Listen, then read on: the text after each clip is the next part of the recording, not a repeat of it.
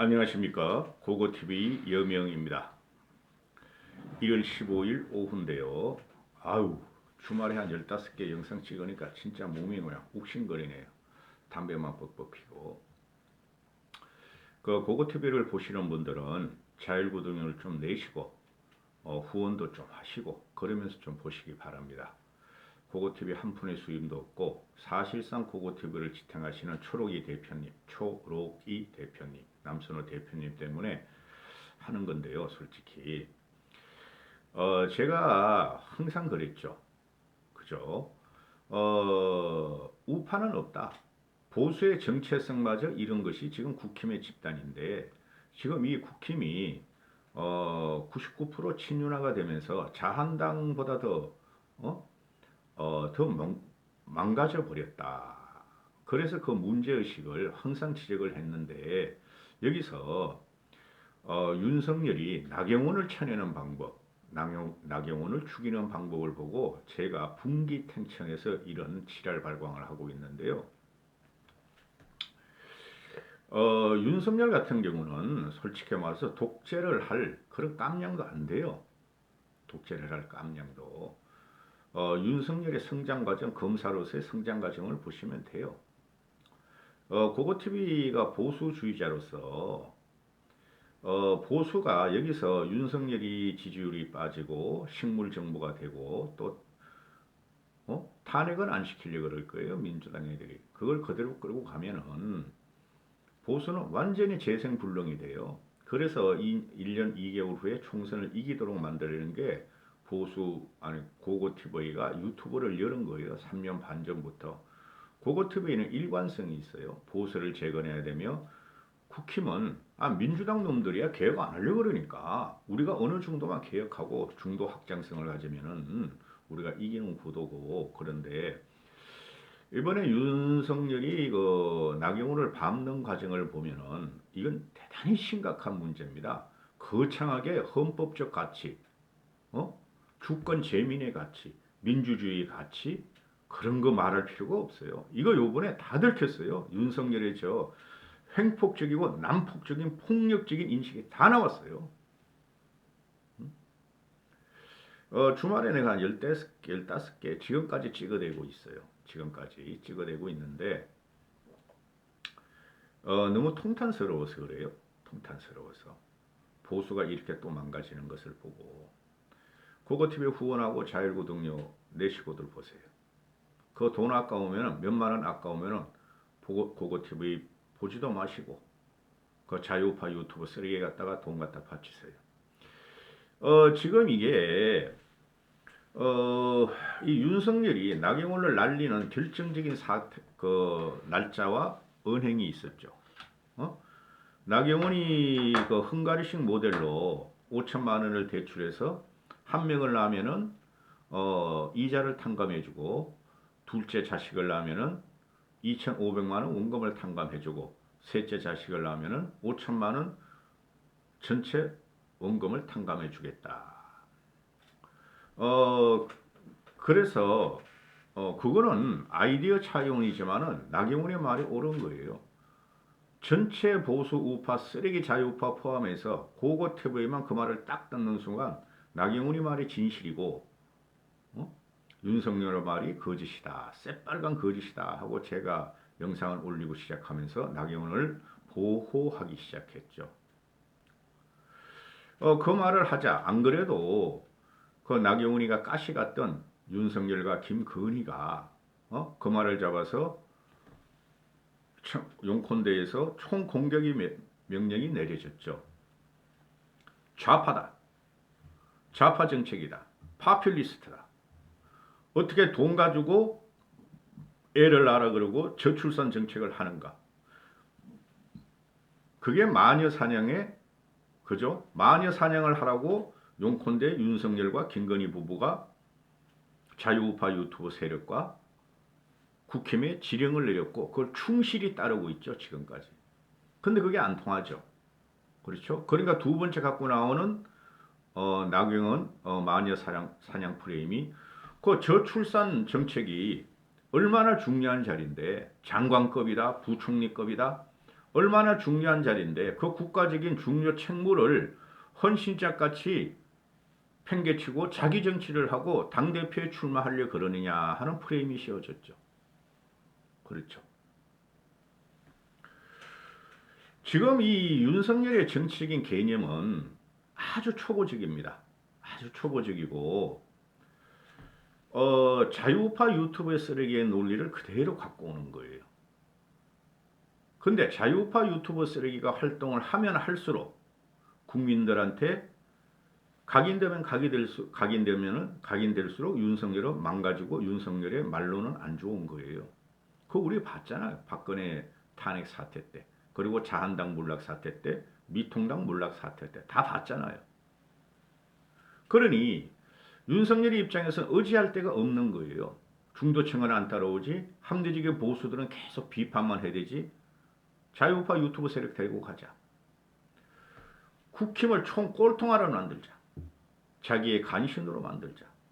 그러면서 결국은 나경원이한테 사표 냈니 안 냈니 내라 안 내라 하더니 사표를 내니까 해임. 사직서 수리가 되는 거죠. 그죠? 수리, 접수. 그거는 해임, 해고다. 나경원을 내가 반역자. 이게 박근혜 코스프레 한 건데 윤석열이 아주 망가진 놈입니다. 반역자다. 배신자다. 당의 하합을 외친다. 나를 반대하고 윤석열 정부의 초기 국정 안정을 외치는 배신자고 반역자다. 밟아라. 당대표 출마 못하게 하며 당대표 출마하더라도 떨어뜨려라. 그 명령을 내린 거죠. 그 과정이 어땠었죠? 처음에는 얼르고 달래다가 애초에 윤석열은 나경원이 당대표 출마를 방지하기 위해서 그 껍데기 자리 준 거예요. 껍데기 자리. 저출산 고령화 대책위원회. 저걸 줬더니 저게 싫으면 대통령 나한테 반대하고 그냥 당대표 나가려고 그래? 그러면서 처음에 뺨때기 때리고 왼쪽 뺨 때리고 그거 말 안 되니까 쥐 받고 안 되니까 밟아버리고 밟아도 나경원이 말을 안 되니까 버렸죠. 밟고 버렸죠. 그러면서 국힘 친윤 꼴통들한테 밟아라. 내가 이만큼 밟았으니 너희마저 내 말을 안 들으면은 각오하라. 독재도 못할 놈이에요. 독재는 그렇게 하는 거 아니에요. 독재하려고 해도 말이죠. 도상계획 다 잡고 한 1년을 연구하고 이런 거예요. 그런데 이 과정을 보면은 이 저출산 정책에 나오는데요. 나경원의 말이 100% 옳아요.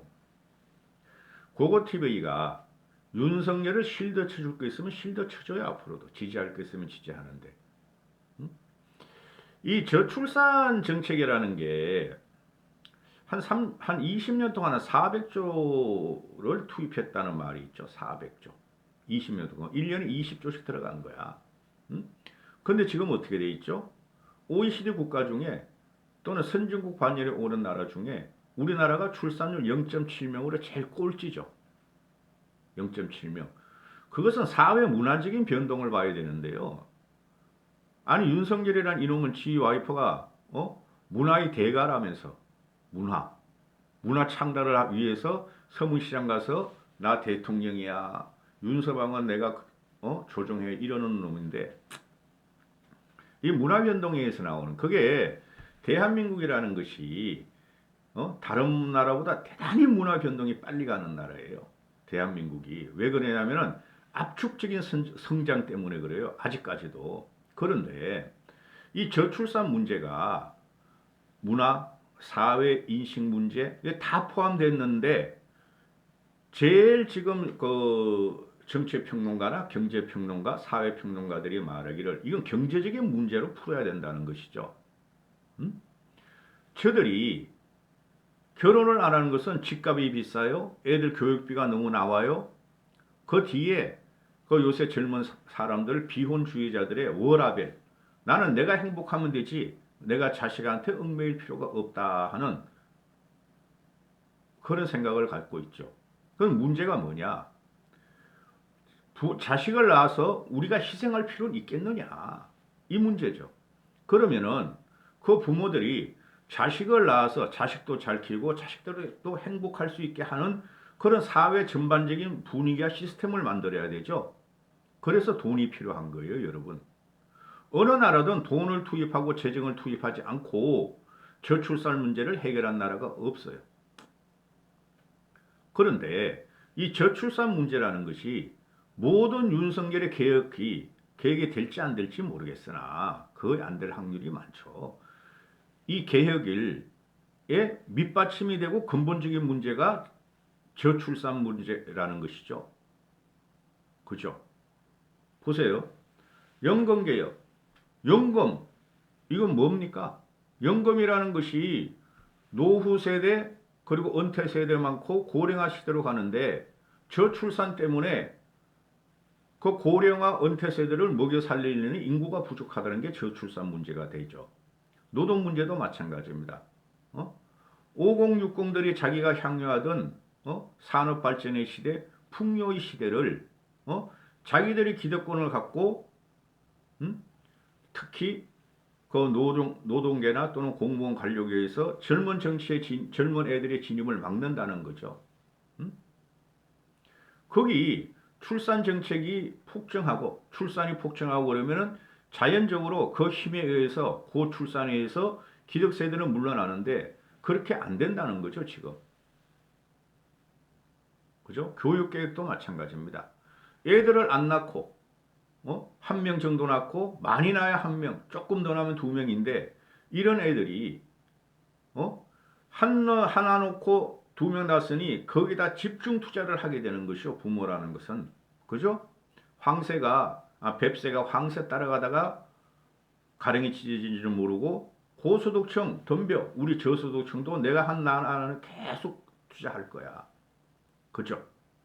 그러면은 저출산에 의해서 고령화 5060 세대가 밀려나는 구도가 있고 그 고출산에 의한 미래 세대가 그들을 먹여 살려야 되는데 이 저출산 문제를 해결 안 하면 아무것도 안 된다는 것이죠. 거기서 또 뭐가 나오죠? 양극화 문제가 나오는 것이죠. 기득권 고령층과 젊은 세대의 양극화. 젊은 세대들이라는 것이 지금 보면은 뭐 대기업이라든가 공기업 공무원이라든가 블루노조, 화이트 노조 한 20% 내지 30%만 제외하고는 그들이 돈을 받아가지고 연봉 월급을 받아가지고 그냥 근거리 먹고 살 수뿐이 없는 구도가 들어갔죠. 그래서 기존에 고급 또는 중급직에 있는 계층과 또는 기존 기득층과 현재 막 사회를 진입하는 2030들의 그 초양극화가 지금 벌어져 있죠. 초양극화를 갖다가 타결할 책은 장기적으로 고출산뿐이 없죠. 제가 말씀드렸죠. 고출산에서 그 세력이 기득 세력들을 기성세대를 물러나게 하고 보호하는 구도가 와야 되는데 이 저출산을 해결하지 않고는 아무것도 안 된다는 것이죠. 그런데 지금 연금, 교육, 노동계획을 지금 들고 나왔죠. 윤석열이. 내가 웬만하면은 윤석열이 정책이나 또는 윤석열의 비전 같지 않은 비전을 아젠다라 그러면서 밀었죠. 윤석열 지지율을 지난 3, 4개월 동안 40%까지 끌어올릴 때까지. 그런데 그 모든 문제가 연금, 교육, 노동계획의 문제의 밑바탕에는 저출산과 초양극화 문제가 자리 잡고 있다는 거예요. 그리고 노인 세대, 은퇴 세대들이 지금 사회 보장과 복지가 없는 나라예요, 이 나라는. 기초연금 40만 원 던져줘봐야 되지도 않을 것이고, 그리고 지금 은퇴 세대들이 보면은 뭐 국민연금을 20년, 10년, 30년 넣었어요, 조금씩 넣었어요 해서 그 국민연금 해봐 30만 원, 40만 원, 50만 원, 60만 원뿐이 안 된다는 것이죠. 그런데 저출산 문제에서 노후 문제, 초양극화 문제가 저출산의 발목이 잡혀 있다는 게 모든 사회문화학자, 경제학자들의 공통된 인식이에요. 그러면은 이거를 해결하려면은 총 국가적인 동력을 다 투입을 해야 된다는 것이죠. 근데 여기서 나경원이 저출산 정책 저출산 고령화 사회 부위원장을 맡겨놓고 직원은 19명이요. 1년 예산은 20억이요. 어? 아무것도 못하는 것을 껍데기 자리에서 너는 왜 내가 그렇게 큰 장관급 자리를 주고 국가 대사 중책을 줬는데 그걸 뿌리치고 나한테 반동을 하면서 자기 정치를 하느냐 이 프레임을 씌웠던 거죠. 윤석열의 새빨간 거짓말이었죠. 그렇게 중요한 자리였으면은 나경원을 국무총리로 시켰으면 됐어요. 국무총리가 솔직히 하는 게 뭐가 있습니까? 요새는 보면은 한덕수란 저놈아는 나이가 처먹고 아무 동력도 없고 생기도 없이 윤석열의 대독도 못해요. 전부 다 윤석열에 가서 자기가 말을 하고 안 그러면 김건희를 갖다 보내죠. 그렇죠? 그러면은 나경원 같은 사람을 국무총리 시켜. 부총리 경제통은 아니니까. 나경원이 같은 경우 국회에서 저출산 문제도 다뤘고 외교통일위원장도 하고 그리고 교육 문제도 잘 알고 또 여성이고 사회복지 문제, 여성의 감성도 잘 알기 때문에 그럼 국무총리가 주고 당신은 저출산 문제에 어떻게 좀 해결책 좀 내봐라. 간섭 안 하겠다. 나는 국방 내치 외교를 하겠다. 이렇게 갈라치우는 게 정상이었죠. 나경원은 충분히 국무총리감이 됩니다. 한덕수보다는 난 낫다고 보는데요. 아무 실권도 없고 너가 달라고 해서 저출산 정책위원장을 줬어. 근데 그것도 거짓말이라는 거죠. 지금 윤석열과 용콘대와 그 이진복이라는 놈은 지금 상당히 문제가 있어요. 제가 듣는 이야기로 이진복이 탄핵합니다.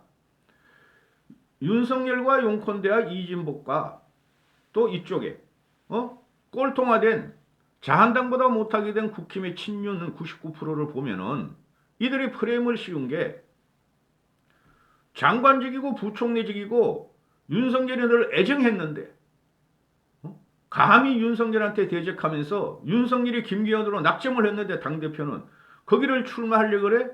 마녀사냥의 흑색선전에 거짓에 집단 인치를 가하고 이런 거를 보면은 그러면서 그들이 계속 논리적으로 이재호 그놈이 필도로 나오고 장정원이 나오고 친윤들이 다 애들이 공격했죠. 초선 재선들이. 이 초선들이 대단히 문제가 많아. 썩었어 정신들이. 초선 재선들이. 이놈의 시새끼들이. 달라고 해서 줬다. 나경원이 장관직을 갖다가 그렇게 원했고 정부 입각을 원했고 그거는 다 마찬가지예요. 정치인이라면 정부 입각. 국회의원 몇 번 하고 정부 입각하고 또 정부 입각한 다음에 나와서 그걸 경력으로 삼고 또 다른 길로 가고 커지고 원했다. 근데 장관직은 못 줬다. 그 장관직을 못 준 게 인사청문회 문제였다. 나경원의 딸 문제, 나경원의 남편 문제, 나경원 조부모의 흥신학원 문제, 그건 좌파들한테 다 수십 년 동안 공격을 받고 아무것도 없다는 거로 나온 거죠. 그걸 가지고 나와서 제2 이준석이다. 제2 유승민이다. 이준석까지 성비위 같은 걸 거둬서 나경원 죽여라, 밟아라. 그러면서 이들이 논리를 편 게 나경원이 원해서 저출산 고령화 사회위원장을 줬고 기후대사도 원했다. 기후대사는 대사급의 대우를 받는 자리다. 근데 나경원이 입장에서 내가 달라고 한 적이 없다.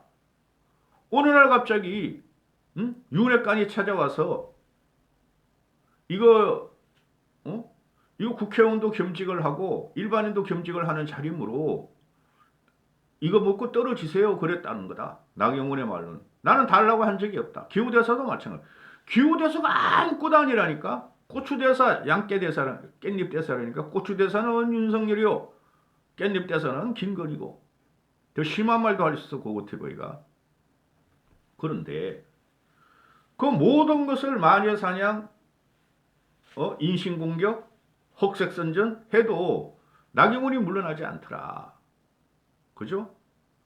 그러면은 제가 이 영상의 요점은 저출산 정책이라는 것은 대단히 중요한 건 맞죠. 그런데 20년 동안 어느 대통령, 어느 정권도 해결하지 못한 것을 나경원이가 그런 중책을 맡아놓고 나경원이가 그러는 국가 대사의 자리를 헌신짝처럼 버렸다 하는 이 프레임을 갖고 이제 선거운동을 할 텐데요. 애들이 제 이준석 프레임과 형편없이 윤석열이 당할 것이다. 김기현이 당할 것이고 친윤들이 당할 것이다. 제가 보면은 한심한 것들. 이 저출산 정책이라는 것이 3개월 동안 나경원이한테 비상근직으로 줬고 무보수로 줬고 아무것도 아닌 걸 갖다 줬고 너가 왜 해결하지 말고 윤석열을 연봉이면서 도망갔느냐. 이런 윤석열과 윤석열 용콘대와 이 친윤 국힘을 보면서 국민은 윤석열을 버릴 거예요. 회계망측한 논리로 이준석을 쫓아내려면 이준석 그놈아는 체리 따봉 2개 못 받았다고 징징 짜면서 기자회견하고 그러더니 이거는 체리 따봉 2개의 사건이 아니에요.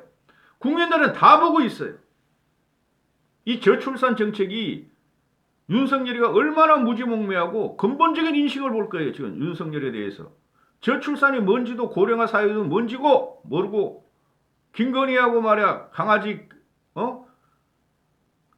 강아지 반려묘 11마리를 입양해서 키운다는 그 저출산 정책을 국민들은 요번에 낱낱이 봤어요.